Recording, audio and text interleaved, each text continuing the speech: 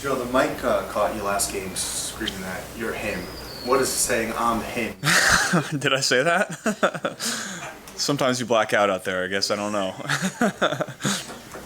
Has it sunk in yet that you're one win away from playing in your second Super Bowl in back-to-back years yet? No, I haven't even thought about it. We're focused on this week. We're focused on the Chiefs. No, we're not playing for a Super Bowl this week, so got to get through this one. There's been a lot of talk of people calling Arrowhead, Burrowhead, just given how successful you were there last year. I mean, when you hear stuff like that, I mean, you're obviously confident in yourself, but do you get like an extra kind of kick out of just hearing that, knowing that you've been successful in a tough place like that? You know, we've been in these spots. We have the experience. We know what team we're playing. Team that's been to this game the last 5 seasons, and they've all been in that stadium. So, to me, they're still the team to beat, and we're coming for them. But we know it's going to be tough. We know it's going to be hard fought, and we know the kind of players that they have on that side. Do you feel like this is a division game almost? You played them, this will be the 4th time in 13 months. You know each other so well and everything. Yeah, I mean, it really is. Played them twice the last 2 seasons, and really basically a month apart each time. So, you know, we know them, they know us. It's going to be a fun one. Is it harder to reset considering how you won the other day? It was more dominant than your other postseason wins. Is it any more challenging to do that? No, it's not. You know, it's that's what it is every week. Whether it's win or lose throughout the regular season, you get 17 reps of resetting after each week and moving on to the next one. So we've been in these spots. We know what's going to take. Before the playoffs, you were talking about why you have enjoyed taking the hard path like throughout your life. Why has that been fun for you, and why have you succeeded in those situations? Just more gratifying. And when you know the road that you've been on has been tough, and maybe other people have had it easier, it's always more satisfying when you pull it out in the end. What makes Joe, your offensive coordinator Brian Callahan and Dan Picture, so unique in big game moments and preparing you for big games like this? Man, they do a great job. I think we have the best coaching staff in the league. They make adjustments better than anybody. Whatever we're seeing on the field, there's always great dialogue going on the sideline. We're always trying to figure out, you know, what can we do to attack what we're seeing and get some explosive plays and stay on track and run the ball well. And they do an unbelievable job throughout the week, and then on game day of making adjustments and figuring out the best way to attack them. How much comfort does that give you knowing you have that resource in both of them? Yeah, I have so much faith in what we do here as an entire, you know, that's what I love about this place is it's not, you know, the coaches have their process, we have our process, and, you know, we just do what they say. It's a collaborative effort. You know, we're always talking and thinking about new ways we can attack a defense, get better throughout the week of practice, add a route here, add a play here. And that's why I think we're so good, is because, you know, we have really great football minds up there that know football, no game plans, and no defense. Is that the biggest difference between this year's offense and last year's offense, is the fact that you guys can win in about 52 different ways? You know, I wouldn't say that. I think last year we found a lot of ways to win a lot of different games. I just think this year we're a much more complete team from top to bottom. Joe, you talked about having it the hard way, going the hard way. If if you look around that locker room, probably a lot of guys in there with you. Have you noticed that down in these past 2 years about, you know, a guy like Hilton from a, you know, undrafted free agent, guy like DJ Reader didn't get re-signed by his other team. I think DJ talked about this after the game. You get the sense that you guys are kind of in this together as kind of guys who have been a lot of you have gotten here the hard way? I think, yeah, I would say that's fair. There's a lot of guys in that room. You know, I would say there's a lot of guys throughout the league that have had it the hard way, and I know personally I wouldn't have had it any other way. It's made me who I am as a person and as a player. And, you know, there's a lot of guys in that locker room like that are, you know, still trying to prove themselves. You know, no matter how many wins or how well they play or how many contracts they sign, they're still going to get their work in, because that's what got them to this point. There was a lot of praise about how you took care of the ball in Buffalo and just how you distributed it. Do you feel like now that you've been through the playoffs and playing on the road, Like, did that make you understand even more just how important ball security is in major games like this? Yeah, well, that's imperative in every game. If you're going to want to win, you can't really turn the ball over, especially in games like this, if you want to go win the game. And as a defense, you're always trying to cause turnovers. And so, you try to find the balance of taking your shots and taking risks and pushing the ball down the field, and also, taking care of the ball, especially when your defense is playing so well. And so you've always got to find a balance as a quarterback, and it varies game to game. So you got a lot of guys on your roster who played in like really big games in college, like college ball playoff type of games. A lot of guys who signed for agency who played in Super Bowls before coming here even. How do you think that showed up over your run the past few years, and do you think that matters?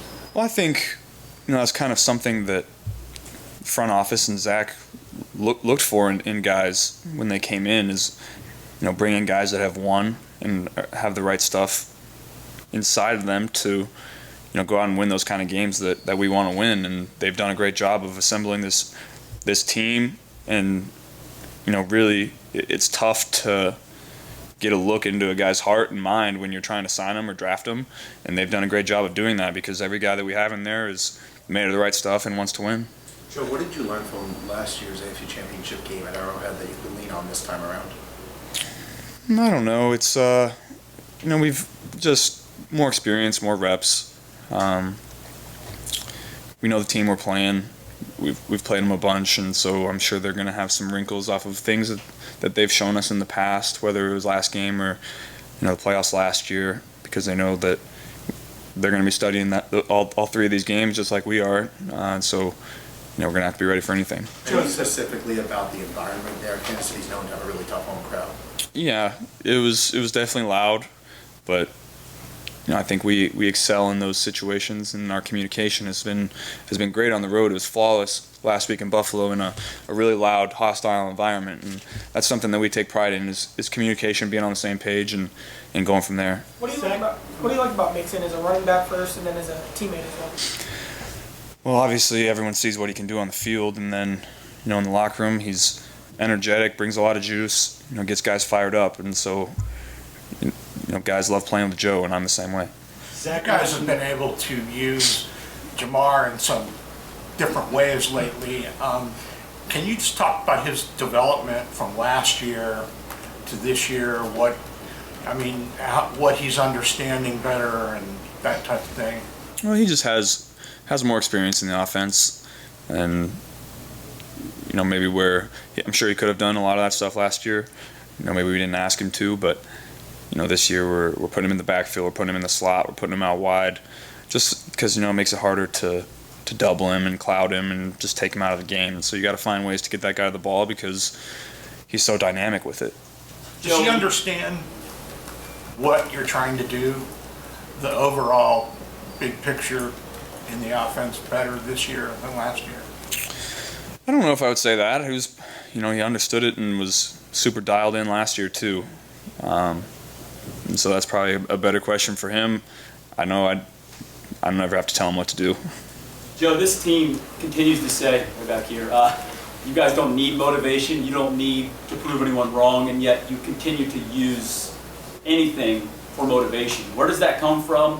What's the mindset kind of behind that? I think that's part of this game, part of being a competitor, whether it's football or basketball or baseball or any sport. You're gonna find any little thing you can, whether it helps or it doesn't. I know nobody in that locker room needs any more motivation than what's inside of them, and that's why we're so good. But whenever you can find some little thing externally, you might as well use it. Do you play better kicked off? No, I don't. I try not to play that way, and I try to play without emotion, because that's when I feel like I'm at my best, and I feel like you have to be that way as a quarterback. You can say what you want in the locker room and to you guys, and then when you get on the field, it's all even keeled. Can't be too high, can't be too low, because bad things are going to happen throughout the game. If you get too low, it's going to be tough to get out of it. Have you ever experienced the fine line in a game or in any situation in your playing career, the fine line between being cocky, thinking you can do anything at any time, and just being confident with what you're doing? I think, like you said, there is a line, and when I'm on the field, I'm going to play the way that I play. I'm going to play, confident in my abilities, but also understanding situational football. And sometimes if you want to push the ball down the field or push it into a tight window because you can, there may not be a reason to in a moment. Like we get up big early last week, and so maybe there were some throws where I try to push the ball down the field a little more, but we're running the ball well, and our defense is playing great, so maybe you take a check down here or there as opposed to fitting something into a tight window. And so I think that's really where we've made strides as a team, is understanding those situations and understanding when we can and can't take those risks. Your offensive line has protected you well, but you've also protected them. You get the ball out of your hands so fast. 2.5 seconds was the average in the last game. 1.1 second was the fastest. Did you even have the laces in your fingers when you threw it? No, not on that one. That one came out a little wobbly. But was that obviously that was a big thing, trying to get the ball out of your hand as quickly as you could, make things easier? Yeah, I try to do that every game because the way we play, you try to play that way because the way defenses play us, they're going to give up that underneath stuff until you make them come up and defend it, and then you can take your shots over top. And so that's kind of who we've become, and really we've been able to be that way because of our run after the catch ability and how good our backs are out of the backfield. Catching the checkdowns and getting 8 yards as opposed to catching it at 2 and getting tackled at 3. So you got to give credit to those guys for that. The Chiefs, since that first time you played him, have double-teamed Jamar as much as anyone. He's still making huge plays. How does he do it when teams throw everything at him and he still makes huge plays? Man, he's one of the best. So anybody that watches the tape can see it. You can double him, you can cloud him, you can have a guy follow him. He's gonna get his. You just got to find ways to get him touches because, like I said, of how dynamic he is with the ball in his hand. The creativity that you guys had last week, moving him around, he was lining up in the backfield, I think, more than we've seen. Is that fun, having a weapon like that move around? You can tell how much attention he attracts from the defense when you put him in different spots. He attracts so much attention because of how fast and how big and how strong he is that it opens up opportunities for other guys sometimes when maybe he's not the primary. Joe, you talk about having even-keeled emotions and then having a collaborative effort with Zach and the coaching staff. What kind of leadership style goes into that? How do you kind of describe your style when it comes to everything on and off the field? Yeah, I don't know. I've had that question before and I never really know how to answer it. I just try to be myself. I think that's the only way you can lead because guys can tell if you're trying to fake it, if you're trying to fake who you are, and so I think the best way to be a leader is to just be yourself and go from there. You get a kick out of when Jamar actually is on the field and a guy hits him for the first time. You say how strong and powerful he is. On tape, you don't really get a feel. On the field, they feel it. You get a kick out of when they give the double take and like, oh crap. Man, I can see it on film too, Lap. The guys are flying off of him and bouncing off of him like he's a wall. It's crazy how stout and how strong he is with the ball in his hand. What's the craziest reaction you ever saw on the field when a guy hit him for the first time and got up and like, oh my God? Well, it's just when he has the ball in space and guys are trying to tackle him and he's just running through them like they're not there. You're not going to tackle him with an arm tackle. It's just not possible. How different do you feel through this playoff run? You haven't gotten hit as much this year. You had last year to kind of learn how to navigate a long season. So how is that kind of manifesting this postseason? Yeah, I'm feeling great. I think last season did help a lot of guys in there understanding how to take care of their bodies through these long, deep playoff runs, and that's part of the experience that helps you win these kind of games, not just the on the field stuff and going in hostile environments, but being through these long seasons and understanding where you might have been better if you had done something different off the field last year. And so I think guys have taken strides and taken that to heart. Joe, Brian earlier today called the throw you made to Jamar in the end zone that eventually got called back. One of the better throws he's seen you make. Can you walk through kind of what you saw in that play and how you knew that little hole would be there, even though there were two defenders on the lineman? Yeah, they were doubling him, but just based on the route that we had on, I figured I was going to get one of the defenders to turn and run with him and not be looking at me. So when that happens in the red zone, there's always a spot to put it.